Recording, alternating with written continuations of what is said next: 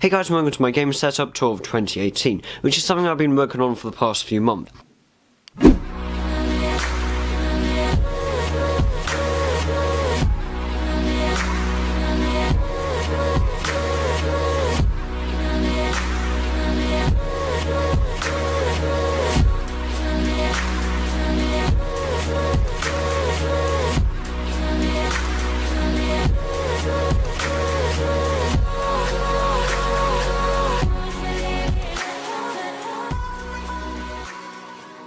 So first off with my desk. This is an old desk that I've had for a couple of years now. It's from IKEA, but I think they've stopped selling it now. It has definitely taken a beating because it used to belong to my sister and had a drawer underneath it which somehow just broke off. I definitely want to upgrade it to a longer desk with IKEA Alex drawers underneath it, like Ramsden Frank P and so many other YouTubers have, so I have room for a dual monitor setup. Talking about setups, let's look at the machine running it. This is my custom built £600 PC. Inside it I have a 1050 Ti, 8GB of DDR4 RAM, a 1TB hard drive, an i3 3.7GHz CPU, a Corsair 450W power supply, and that's all on a Gigabyte B150M D3H motherboard. This computer is perfect for my needs in gaming, video editing, and general media consumption. It can quickly render videos and game at a high FPS, higher than current generation consoles. Well, there are certain upgrades that I want to do on this PC, but for someone that's into a bit of casual gaming and YouTube, I'd recommend this build. If you want to see me build this, there will be a link on screen and in the description. I have an Asus VN247H, a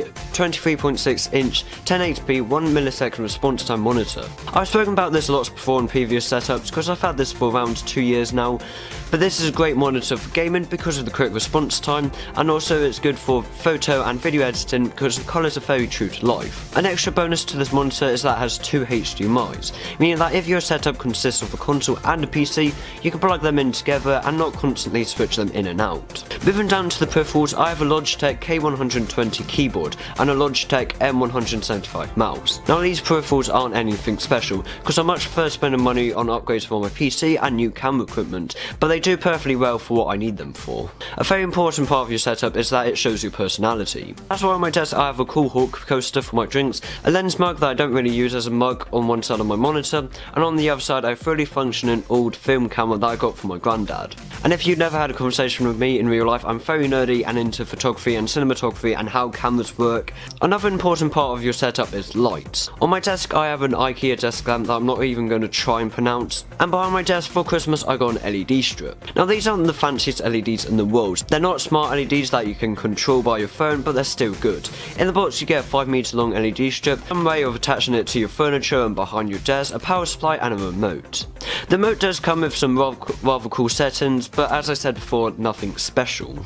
Quickly moving under the desk, I tried my hardest to hide all the cables coming down from the back of the desk, and I think I've done pretty well, and I also organised them on the floor, but I still do need a cable box to hide them. Also under the desk is my TP-Link plug. There's one of these plugs into a router, and it basically turns your plugs into Ethernet outlets. This allows me to get consistent fast internet for gaming and browsing the web. I believe that is all for the video. If you enjoyed this, give it a like and subscribe if you're new here, and I'll see you next week.